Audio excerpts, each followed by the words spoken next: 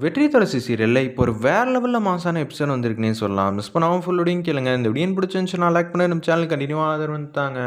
அஞ்சலி சிவராமன் கிட்ட வந்து பேசுறாங்க. பேசி அப்பா பாட்டிய வந்து தான் வீட்டுக்கே வந்து கூட்டிட்டு போயிட்டீங்கன்னா நல்லா இருக்கும் அப்படின்னு சொல்றாங்க.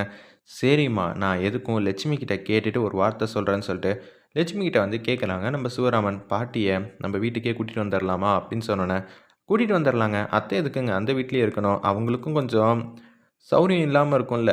சரி, சரி. நாங்க வந்துர்றோம்ன்னு சொல்லிட்டு, வீட்ல இருக்கிற யார்ட்டயுமே வந்து கேட்காம, அப்படியே சிவராமனும், நம்ம லட்சுமி அம்மாவும் அவங்க போயிட்டு பாட்டிய கூட்டிட்டு வராங்க. "அப்பா, எவ்வளோ செலவானாலும் நாங்களே குடுக்குறோம்ப்பா. அதுக்காக இல்லப்பா. இங்க இருந்தா சரிப்பட்டு வர மாட்டேங்குது. ஏன்னா வீட்ல வந்து யாருமே இருக்க மாட்டேங்கிறாங்க. நீங்கன்னா எல்லாரும் வந்து பக்கத்துல இருப்பீங்களே. எல்லா ஏற்பாடும் நாங்களே பண்ணிர்றோம்." அப்படின்னு நம்ம மகேஷும் அந்த இடத்துல நல்லவன் போல வந்து சொல்லிட்டு இருக்காங்க. இருப்பினும், அந்த இடத்துல நானே வச்சு பார்த்துக்கணும்னு தான் ஆசை. இல்லப்பா, அவர் அப்படிதான் சொல்லுவாரு. அதுக்கப்புறமேட்டுக்கு சரி வராது. நீங்க கூட்டிட்டு போங்கங்கிற மாரி சொல்றாங்க. அந்த இடத்துல இந்தாங்கன்னு சொல்லி ஒரு ரூ. 10,00,000 பணத்த வந்து குடுக்குறாங்க. பாட்டிக்கு ஆக வேண்டிய செலவ இத வச்சு பண்ணிக்கங்கங்கிற மாரி நம்ம மகேஷ் வந்து குடுத்த உடனே, "வேணாம் மாப்ள நான் பார்த்துக்கிறேன்னு" சொல்லிட்டு வீட்டுக்கு வந்து அழைச்சிட்டு வந்துர்றாங்க. என்னடா இது அப்பாவும் இப்ப வேலைக்கு போல, இப்ப பாட்டி வேற இங்க வந்துட்டாங்கன்னா, இந்த சூழ்நிலைய யாரு வந்து சமாளிக்கிறது? கேசவன் ஏற்கனவே என்கிட்ட எடுத்த காசும், அவன் பொண்டாட்டிகிட்டேருந்து எடுத்த காசு கூட அவன் திருப்பி தர முடியாது. அவன் பிசினஸே பண்ணாம இருக்கிறது தான் நம்ம குடும்பத்துக்கே நல்லதுங்கிற மாரி யோசிக்கிறாங்க. அப்படி இருக்கும்போது, எல்லாத்துக்கும் நான் தான் குடுக்கணும்னா, நான் எங்கிட்டு போவேன்? அப்படின்னு சொல்லி ரகு யோசிக்கிறப்ப, எங்க கிட்ட கூட ஒரு வார்த்தை கூட கேட்காம கூட்டிட்டு வரதெல்லாம் சரியே இல்லங்கிற மாரி ரகு வந்து கேட்குறாங்க. கேசவனும், "என்கிட்ட கூட கேட்காம விட்டுட்டியேப்பா" அப்படின்னு சொன்னோனே, சிவராமனுக்கு வந்துச்சு பாருங்க கோவம். ஏன்டா, அவன் யாருக்கும் எந்த தொந்தரவும் குடுக்க மாட்டான், பணமும் குடுக்க மாட்டான். அவன் வாழ்க்கைய அவனால தனியா நின்னு பாதுகாக்க முடியும். அவன் கேள்வி கேட்கறது எனக்கு செம்மையா வந்து கோவம் வருது. "நீ எல்லாம் என்ன கேள்வி கேட்கிறியா? என் அம்மாவ யார நம்பி நான் இங்க கூட்டிட்டு வரலடா. என் வீட்ல நான் வாடகை குடுக்குற என்னோட கை காச குடுத்து செலவு பண்ணிக்கிட்டு இருக்கிறேன். சரியா? நான் யாருக்கிட்டயும் வந்து கேட்கணும்னு அவசியம் இல்ல. அதுவும் நீ கேட்டேன்னு வச்சுக்கயேன், அப்புறம் அவ்வளதான்.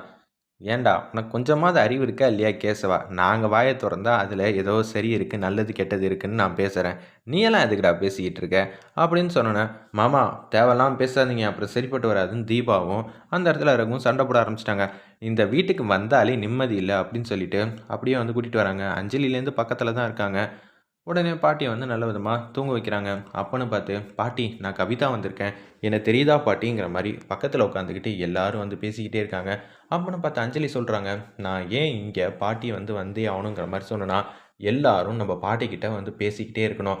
ஃப்ரீயா இருக்கிறப்பலாம் 10, 15 நிமிஷம் வந்து நீங்க ஒவ்வொருத்தர் மாறி மாறி பேசுனீங்கன்னா, நிச்சயம் பாட்டி வந்து சீக்கிரம் வந்து வந்துருவாங்க. அதுக்கு தான் மெயினா நான் இங்க வந்தது. சரிங்களா?" அப்படின்னு சொல்றாங்க. அஞ்சலி அதுக்கு தானா? நான் கூட என்னமோ ஏதோ நெனச்சுட்டேன். நானும் மகேஷும் பேசினா சரிப்பட்டு வராது. ஆனா, என்ன விட மகேஷ விட உங்கள தான பாட்டிக்கு எல்லாரையும் நல்லா தெரியும். ஏன்னா, பாட்டி இந்த வீட்லயே தான் வந்து வாழ்ந்தவங்க. அப்படி இருக்கும்போது, இந்த வீட்டுக்கு வந்துட்டோங்கிறது கூட அவங்களுக்கு தோணும்ல அப்படின்னு சொல்லி அஞ்சலி வந்து பேசிட்டு இருக்காங்க. "அப்படியா அஞ்சலி? நான் ஏதோ மாப்பிள்ளைக்கு அங்க இருக்கிறது வந்து சௌரியம் இல்லாம இருக்கு அப்படின்னு நெனச்சு யோசிச்சேன். அப்படியெல்லாம் இல்லப்பா. அவர் எவ்வளோ தங்கமானவரு. அவர் என்ன போம்போது கூட ரூ. 10,00,000 குடுக்குறேன்னு சொன்னாரா? எப்போ வேணாலும் கேளுங்கப்பா. நான் வந்து காசு தரேன்." "இல்லம்மா, நான் பார்த்துக்கிறேன்ம்மா. என் அம்மாவ நான் பார்த்துக்க மாட்டேன்னா என்னங்கிற" மாரி சிவராமன் வந்து சூப்பரா பேசிட்டு இருக்கிறப்ப, "ஓ! மாப்பிள வேற ரூ. 10 தரேன்னாரா? இத வேற வாங்காம விட்டுட்டாங்க. அப்படி வாங்கலன்னா கூட என்கிட்ட குடுத்திருந்தா, தம்பி எடுத்த காசுக்கு அது அட்ஜஸ்ட் ஆகியிருக்கும்ல." அப்படின்னு சொல்லி ரகு வந்து யோசிக்கிறாங்க. அதுக்குள்ள ஒருத்தன் கணக்கு போட ஆரம்பிச்சுட்டான். ஒருத்தன் பணம் கிடைக்குமான்னு சொல்லி பார்த்துக்கிட்டு இருக்கான். இவங்கள வச்சுக்கிட்டு, "இந்த வீட்ல காசா? தேவையே இல்லம்மா. மாசத்துக்கு என்ன தேவையோ அந்த காசு மட்டும் தான் இருக்கணுங்கிற" மாரி யோசிச்சுட்டு இருக்காங்க. துளசிக்கு வந்து ஃபோன் அடிக்கிறாங்க நம்ம அஞ்சலி. "பாட்டிய வீட்டுக்கு கூட்டிட்டு வந்துட்டேன்க்கா. நீ இருந்து பத்திரமா வந்து பார்த்துக்கிறியா?" அப்படின்னு சொல்றாங்க. "நீயும் வெற்றி மாப்பிள்ளையும் வந்து பார்த்து பேசணும். ஏன்னா எல்லாரும் வந்து பாட்டிக்கிட்ட பேசிக்கிட்டே இருக்கணுங்கிற" மாரி சொன்னோனே, சரிங்கிற மாரி சொல்லிடுறாங்க. தியா வந்து நல்லா தூங்கிட்டு இருக்காங்க. சரி தியா வந்து தூங்கட்டும்.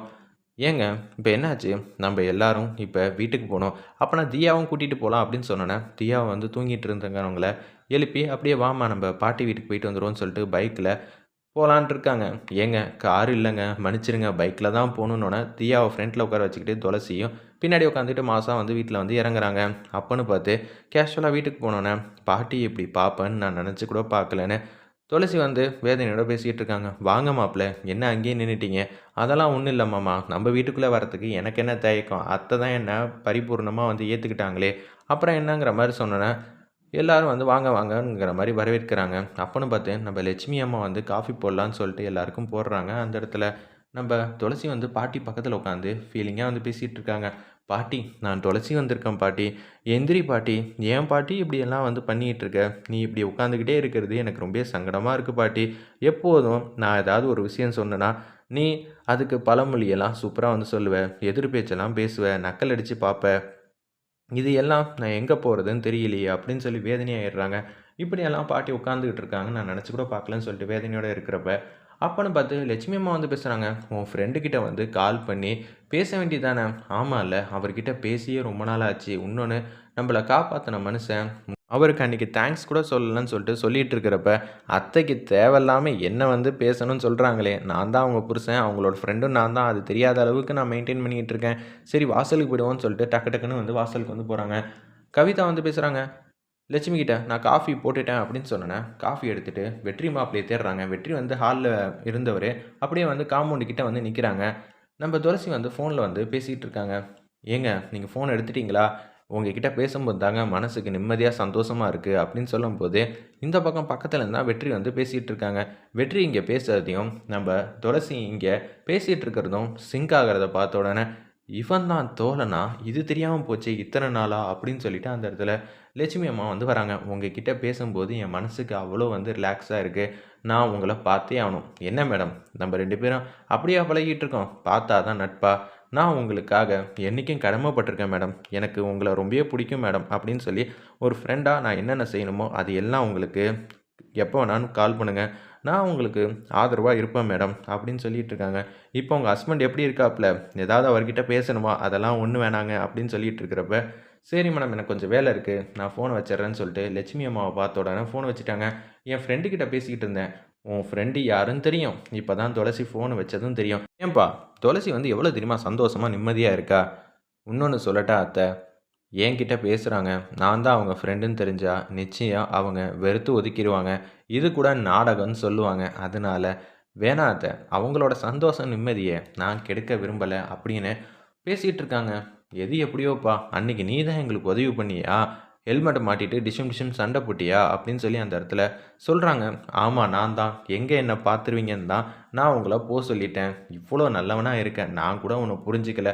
ஆரம்பத்தில அன்னைக்கே வந்து என்ன நீங்க பார்த்துருந்தா, இதுக்கு எல்லாத்துக்கும் காரணம் நான் தான்னு துளசி வந்து சொன்னாங்க. அது மட்டும் இல்லாம, நீங்க கூட அப்படி தான் புரிஞ்சுப்பீங்க.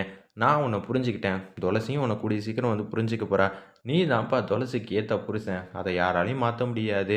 இப்பயே வேணா நான் சொல்லி என் பொண்ணோட மனச மாத்தட்டா? அதெல்லாம் ஒண்ணும் வேணாம். அவங்களா மாறுறப்ப மாறட்டும். அதுதான் வாழ்க்கைக்கு நிரந்தரமா இருக்குங்கிற மாரி சொன்னோனே, சரிப்பா. ஆனா 2 பேரும் தனித்தனியா இருக்கிறது எனக்கு என்னமோ சங்கடமா இருக்கு.